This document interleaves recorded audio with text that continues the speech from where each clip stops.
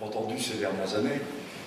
Mais je crois qu'aujourd'hui, c'est un moment très particulier pour nous parce qu'on avait parlé d'un projet de télévision il y a une quinzaine d'années. Et puis, ben, c'est après analyse qu'on s'est aperçu que c'était un projet qui coûtait énormément cher, soit par le câble, soit par des émetteurs. Rendez-moi cette justice, M. Dubriand, que déjà à l'époque, je pensais comme ça.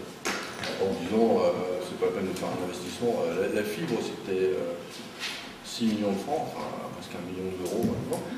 Et donc, ça nécessitait que chaque habitant paye. Oui. Et le gâteau, à mon avis, maintenant, on va avoir des problèmes. Ouais, parce qu'on se retirer, on peut payer. Ouais, parce que la fibre optique, il fallait qu'on fasse un réseau dans toutes les villes, qui coûtait donc, je répète, presque 1 million d'euros. Et il fallait que chaque Caudrésien, enfin la ville aurait participé à une certaine hauteur, mais que chaque Caudrésien paye un abonnement pour se connecter à la fibre. Donc à l'époque, on en avait discuté, et j'étais frileux en me disant il y aura bien d'ici quelques temps des systèmes qui permettront d'éviter ça. Je ne sais pas ce qui allait se passer, mais vu l'évolution technologique, on pouvait pressentir ça. Excuse-moi. Oui, justement, alors en parlant d'évolution technologique, on s'est aperçu que Internet a pris ses premiers essors il y a quelques années, et puis Internet, c'était la même chose, il fallait découvrir Internet, c'était pas facile à manipuler, même pour nous.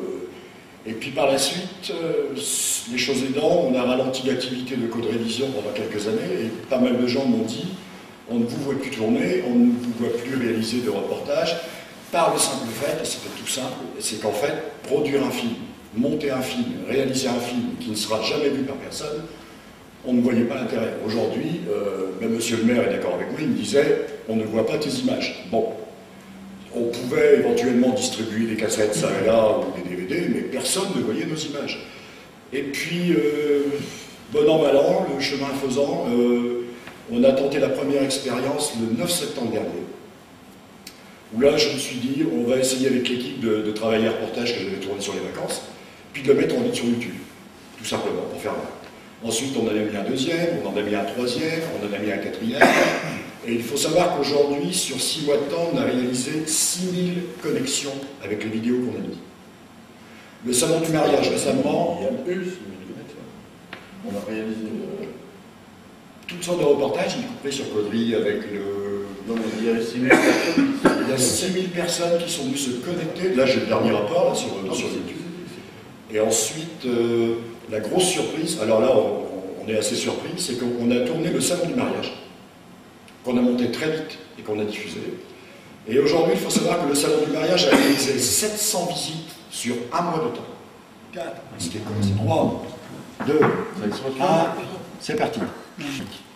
C'est-à-dire que c'est M. Jean Braque, avec toute sa famille et tous ses collaborateurs, qui ont créé le premier Jacartronique. Autrement dit, avant c'était des cartons, maintenant c'est une disquette. Vous insérez une disquette et le motif du dessin change, tout simplement.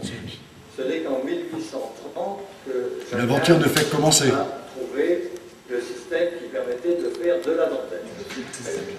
Donc pas inventé, j'ai répété au charme. J'ai manqué ça. J'ai manqué ça. Je crois que monsieur le maire, de temps en temps, il rentre sur Internet.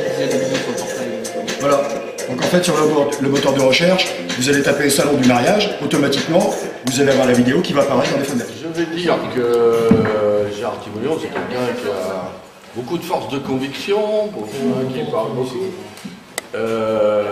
Mais le concept précédent, j'y croyais pas trop. Là, avoir des cassettes, des CD, il faut les passer. Là, les gens choisissent ce qu'ils veulent. Et il y a plusieurs. C'est des icônes. Il y a plusieurs. En fait, là, comme c'est pas très fourni encore. Ici, on a une thématique. Et dans les thématiques, on a pour l'instant un sous-ensemble qui est réduit, simplement comme de notre agent.